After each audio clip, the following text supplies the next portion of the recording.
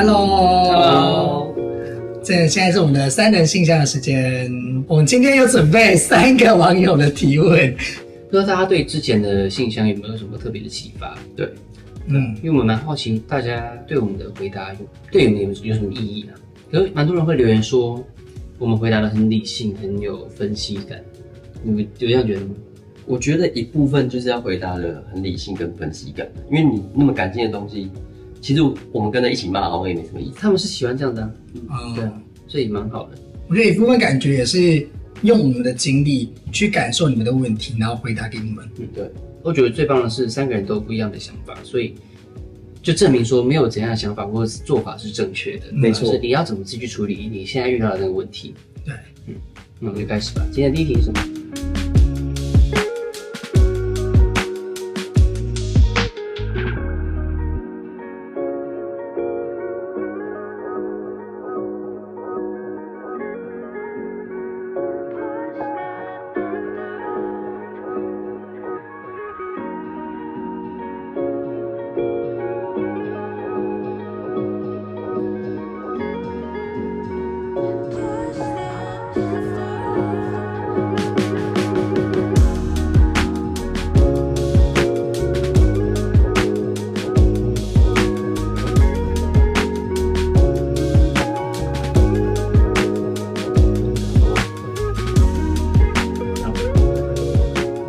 我觉得他想要我们推荐的 BL 剧，对不对？你们有在看 BL 剧吗？我自己本人是不太看 BL 剧，应该说所有的爱情剧我都不太喜欢看因为跟你说的一样，你就会看到里面的很多表象的爱情，看起来很和平啊，很怎么样，那其实都只是虚构出来的，对，那都不是真的。然后我会反而想说，看这么多这样的剧，反而会让自己对爱情有太高的憧憬，而当你回到现实的时候，就会觉得说啊，为什么现实生活的爱情是长这个样子？但我相信每个爱情都有它很甜美，就像是剧一样美好的画面。可是那不会是一直都存在的，因为生活会遇到很多很多的问题需要你去解决，所以我不确定怎么样的 BL 剧有办法推荐给你。台湾目前在男同志族群里面来说，我觉得真的越来越趋近于他要偏向中间，慢慢都往光谱的中间移动，所以比较少会去物化成比较女性或者是阳刚的画面。我觉得这是台湾的同志族群进步的蛮好的地方，但绝对不是说很女性化或者很男性化就是不好，或是物化他们。物化这件事情是比较不好，可是如果你自己的认同是非常女性的话，那当然你可以表现得很女性，这时候都是 OK 的。但是最重要的是不要去定义自己说应该长什么样子，或是两个男生在一起就一定要有一个比较女性化，一个比较男性化。对，我觉得你讲的很好，是他提到说想要过去难过的原因是因为他都没办法真诚公开他的性跟爱。那我觉得如果你想要达到那样的境界的话，自己要做一点努力，因为这除了要遇到对的人之外，有时候你也可以当那个起头的人。因为他说他的感情都几个月而已，对不对？那你可以想一下，为什么他只会几个月？是对方的问题，还是两个其实不太合？那不合的原因是什么？有时候如果你办法把你自己的心里的想法讲出来给他听，或者是你想要更公开的讲性爱这件事情，那都可以当勇敢的那一个人，才有机会开启讲这些话的平台。不然大家都藏在心里，就没有人会知道你在想什么。然后最后忍一忍，最后变成分手而已。可是最终都没有办法得到一个解答，说那这段感情到底是哪个地方出问题了？我自己也是觉得说，像是在漫画或是在BL 剧里面，为什么会有就是很常会有是一方比较阳刚，另外一方比较弱，就是比较弱化或是比较偏女性，就攻跟受啊。对，就是刚跟柔这样的角色设定，我觉得可能是因为观众喜好就喜欢看这种，所以导演或是那种片商他们才会很喜欢说这样的角色设定。因为腐女他们就很喜欢看。对，受被欺负啊，对，压在墙上干嘛？对，就霸道一点的，对另外一方，这个是因为观众喜欢看，所以才会这样设定。那其实真实世界，可能就因为这样设定之后，所以可能很多人会希望说成为哪一方的这种角色。没错，当然我觉得也蛮认同于晨说，就是不用把自己设定为说，一定要是成为什么样子，因为有可能在这个时间点，或可能在这个空间、这个时间，你想要成为比较刚一点，或比较柔一点。什么时候自己都是可以去变化的。那是浮动的，遇到不同的人，你就有不一样的变化。对，因为你不可能一辈子都想被照顾，有可能你突然想照顾别人，那也是 OK 的。我来回应一下他前面问的问题啊，因为他前面是讲到一个是说，这个东西会不会让大家更好认识 LGBTQ+ 的群体？我觉得这个一部分能说是也能说不是，因为我觉得大家在对于阴柔气质、性别气质，还有什么性别刻板印象的方面，其实都停留在一个很浅薄的印象。因为我大学其实有一段时间修了一大堆女性主义的理论，那理论就一直告诉你说，其实性别是被后天建构，然后是如何把它操演出来。操演的意思就是如何让它透过某些机制，然后让它变成说你是男性，你是女性。因为这个东西其实渊源流长，它从你连讲话都是女生的她跟男生的他，这个就有区分了。所以在所有的事情上，你都会很容易陷入一个二元对立的讨论。然后我们念那些女性主义，然后念那些多元性别酷儿理论的东西，最重要的关键点就是我们要破除这个二元理论的框架，它其实有很多光谱可以去探索。可是他说这样有办法让大家比较认识真实的，所以我是觉得 BL 没有办法让大家认识真实的剧情。像是很多腐女，有些朋友他们就说，我看那个什么 BL， 我觉得尤其是漫画，漫画最喜欢演什么总裁那种非常非常两极化的东西，然后他们就以为男生跟男生之间的那种爱是这样子，可是他们认识到我们真实的 gay 之后，他就说，哇，你们真实也太不浪漫了吧？他们喜欢看那样子的，那就是他们一个幻想，所以我是不觉得他有办法代表我们这个整个族群。可是如果是真人演的话，可能会比较贴近一点。可是我觉得很好的是，他刚刚虽然讲说不要投射太多幻想，可是我觉得如果在这个里面你可以得到快乐的话，我觉得也是很棒。没有什么好跟不好，因为我觉得这东西本身就是你不用把它相信全部都是。现在太多事情，难道你真的认为有超级英雄存在吗？也不是嘛，代表说那个只是投射一个幻境，对，然后让你在真实的那个世界中，你可以有点逃脱的空间，我觉得这是好事啊。可是我觉得也有一个是看完这些剧情，一定要知道说不能当真。对，那个恋情不可能永远都是这么美好的。对，那美好一定会有，可是不是都是一直都是。那我很喜欢你刚刚提到的，就是我们讲的他或是你都是有分性别的。对啊，所以我自己在使用中文的时候，我永远不会用女部的他，我永远只会用人部的那一个。就是我喜欢中文的某一块部分。你知道他之前他在这个 IG 上有发这一篇文，我有跟他大概小辩论一下，因为我之前学法文更可怕，法文所有词性都有阴阳，所以这个就是语言学里面很特殊的地方。对啊，所以你只要在讲话的时候，你马上知道说你喜欢男生还是女生，因为你用的词性后面全部都变。真的？对啊，所以你知道你是 gay。反正就是不要被框架绑住了啦。对啊，用你喜欢的方式做自己，跟过自己的生活。然后你向往怎么样的状态，那就自己去争取，用你自己的语言去争取到那个样子。不过我觉得他里面写的也蛮感动，我觉得他就讲说，他是说明白这东西其实都是表象，他有明白啊。对啊，所以这个东西都是需要背后的努力的。我觉得这是真实，在谈恋爱的时候会遇到各种疑难杂症。你一定要理解到这一点。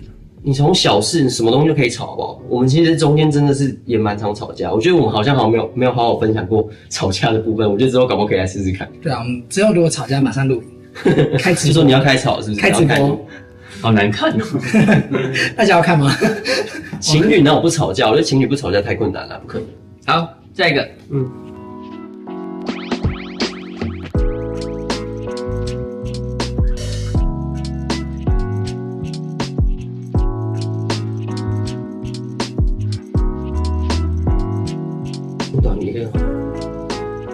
那我先问你们一个问题啊，你们觉得什么是崇拜，什么是喜欢？我自己好像我有摸索过、探索过自己的这样的一个心境因为以前我可能那个崇拜就会感觉是对方所有就是你喜欢的条件集结于一体在这个人身上，然后我就会觉得我自己会觉得说天哪，他这么完美，我有可能可以跟他在一起吗？我就会知道说我好像是因为觉得这个人就是太过于完美，我感觉是崇拜，而不是那种爱情的喜欢。是啊，因为我跟他从来没有去相处。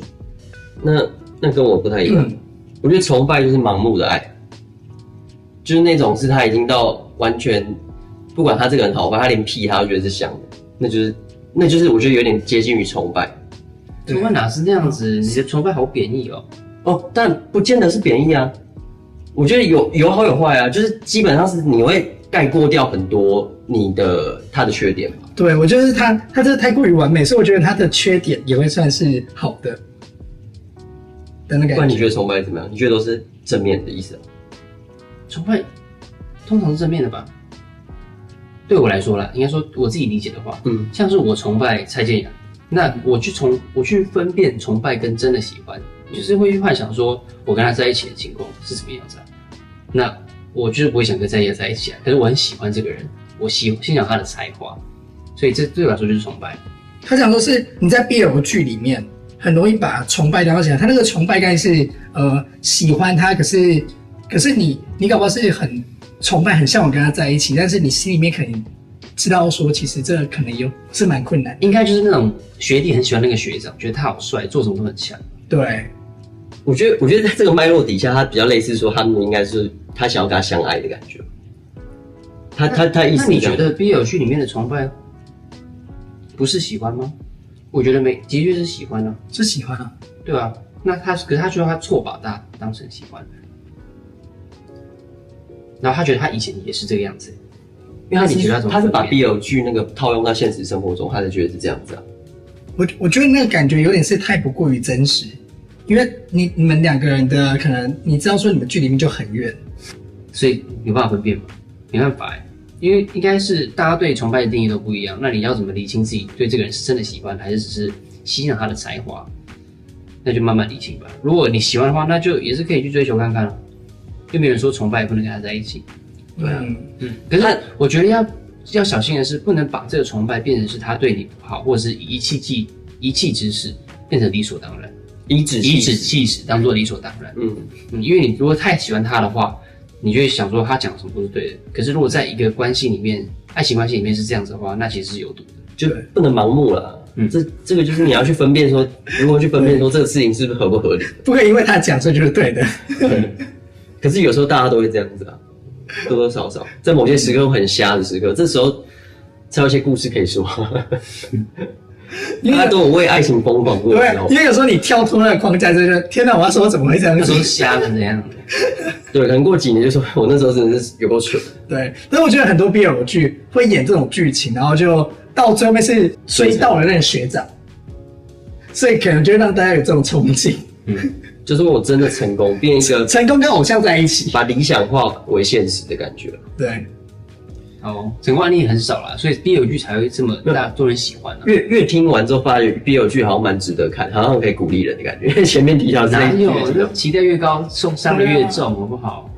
那个逃脱世俗的想法，你都一直用一个那个角度，觉得说他是大家看的，然后会相信全盘。可是我的想法是，大家其实有能力去辨别说那是真还假。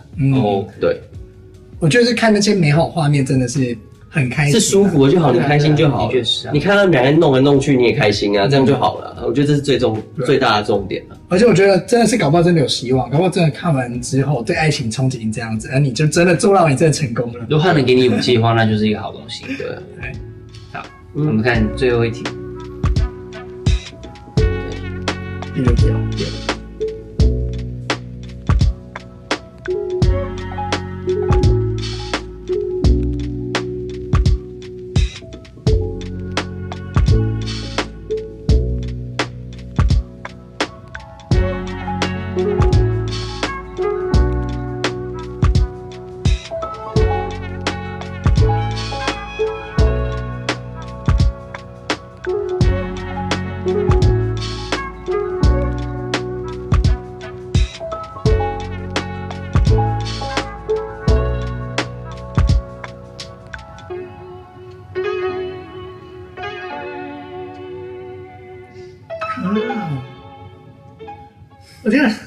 我觉得这个关系好毒哦，听得很难过。对啊，可是好委屈哦。可是我觉得这个难处在于说，因为那个国家的国情是这样子的，所以你很难去改变一个大环境底下的人。他就是在一个压抑、不能接受同性恋的关系的国家里面。这就是告诉我们说，为什么大家都需要好好的去认识性别多元这件事。我觉得这真的很重要，因为它其实会伤害到非常非常多人。对啊，可是我觉得这个关系不应该是这样子的，因为如果你遇到其他人，就算不愿意承认，在你的国家不能公开承认自己是同性恋，可是你们两个人相处还是可以很幸福很快乐，因为没有人会逼你一定要跟一个女生结婚啊。你可以在表面上，在社会的表面上是单身一辈子，对也不会有人逼你。可是你现在这个对象是他不断的跟其他女生交往、聊天，然后只是把你当做另外一个人，或者是做爱的对象，因为他现在不能跟女生做爱，那个他的对象不给他，所以感觉好像一直在压抑，而且这个情形是持续很久已经，持续9年了耶。而且我担心的是，他的另外一半如果到时候跟这个女朋友结婚，如果有小朋友，那你那家庭9年呢？那9年变成什么？他如果有家庭，我相信他更没有时间可以来陪你了。对啊，所以我这个关系真的不是一个对你来说或对他来说都不是什么好关系。所以我们的解法，我们好像这一题都有共同的，就是这真的不要再继续在一起，因为我觉得这不会有好结果。毕竟如果他没有办法厘清说他跟这个社会跟他自己的性向认同要怎么共存的话，那对你来说会是很折磨的事情。对啊，很委屈你耶。而且这件事情，我觉得它不会只有这一次而已，它会一而再再而再发生，因为它就一直摆荡在那个之间。对啊，它重点是他自己要先认清自己，然后你自己可能也要花点时间认清说这段关系对你而言是怎么样，你再好好去做决定。可是我们认为说这个听起来是蛮不健康的。我觉得国家的事情才可以解决，但这关系需要比较清楚一点。因为像在以前台湾年代比较封闭，大家还对同性恋没有认识的时候，会歧视的时候，那还是有很多人过得很幸福啊。他们也是会在某个框架里面去做他们能做能被容忍的事情，所以他们可能搞不好家人也知道，只是不说破而已。对啊，我觉得比较有问题的是你们两个现在的关系。对，他需要厘清他自己到底要的是什么，不能只是永远没办法给你承诺，然后一直跟其他的女生在一起，然后你就一直放在那边，然后原本你觉得你自己是正宫，后来变成小三，这心态我觉得我也蛮好奇你怎么调试的，因为后来变不痛不痒我觉得好厉害。我觉得可以麻木长久了。天哪，他就是麻木了，就是他就已经认清说这个男的这辈子就是这样子，他一定会跟其他女生走得很近，然后我就是在旁边默默跟他守护的那一个人，然后可以跟他做爱，这样子。这个很委屈。但我觉得你绝对值得更好的。对，不是说这个男的烂，可是他处理的这个感情的方式绝对是不 OK 的，这是完全毋庸置疑的。所以是后面你可以接受说他跟这个女朋友结婚，那如果有家庭，只有可能面临到是可能更没有时间陪伴你。没有时间陪伴就算，你要想想看，是那个女生发现这个状况的话，那要多崩溃。因为等于说伤害的是不只是现在不是2个人，你有可能伤害到家庭，你有可能伤害其他人的，搞不好那女的父母。对啊，我觉得这就是太多了，所以你自己要先确定好，说你自己心里有没有办法承受这一块。哇，这关系好特别哦，就这样。这个我们也办不到。我听完这好委屈哦。对啊，好难过，这是很辛苦对，但我还是很认同雨辰说，是这值得更好的啦。对啊。好像这个没什么好讨论的，一致通过本案定谳。本案定谳就是不行，这个赶快撤。对，但是我们是只能跟你说是委屈你了。9年的时光很长很长很厉害。想想这9年可以遇到多少可以跟你一起共度人生的人，然后你可以玩多少事情，而不是被一个人局限在那里，可是他没有把你当一回事的感觉。可能他就太爱他了，爱也要爱对啊。对啊，我觉得蛮酷的，我觉得蛮感谢有这个单元可以看到出很多感情的关系。所以马来西亚的朋友要怎么同性恋要怎么相处啊？他们就只能搬离开他们国家吗？还是私底下会有搞不好有什么秘密的聚会？这一定会有，应该说这个100%都有，不管在阿拉伯国家什么地方都有。可是问题是，它这东西在明面上它是非常禁止。对，就像比如说，如果有歌手在那里表演提到这件事情，就之前不是有很多争议嘛，他就整个是被 ban 掉，完全就是被驱逐出境。好可怕的文化，只能说大家活得会很辛苦，只是你只能在夹缝中求生存，找到一条适合你自己的道路。所以有时候很庆幸自己活在台湾，生在台湾。这一点是蛮幸运的，而且大家包容度很高，身边的亲朋好友包容度算高，这就是很大的幸运。台湾对于 LGBTQ 这个族群进步的速度很快，我觉得。从我们出生到现在，我觉得变化就非常超大。对，因为我觉得有看到说大家进步，因为当今天如果也有人可能是不认同或不接受或不尊重的话，其实也会很多社会的舆论。这就是台湾的民主吧。那些反对人可以有他们的声音，可是大家同时也会守护出来抵抗那些声音。对啊，就是我觉得大家可能都把我是最后那个底线就是可以不接受的叫尊重。对，对啊，本来就是这样子。好，那我们今天3个题目就分享到这里。就到这里，应该还蛮有趣的，我觉得看到了蛮多面向。谢谢大家给我们这些故事跟提问，我们都觉得很有趣，我们也算是增广见闻，也希望我们的回答有办法帮到你们。大开眼界。对啊，就是也很开心可以认识，就是这些会员的感情的状态。所以最后还是希望大家可以跟随自己心里的声音，然后不要愧对自己的感情跟时间，因为那很珍贵。你毕竟一生有几个9年，然后有多少时间可以跟其他人去相处？对啊，要好好慎选。好，好，那先这样。先这样。 OK，拜拜，拜拜下期见。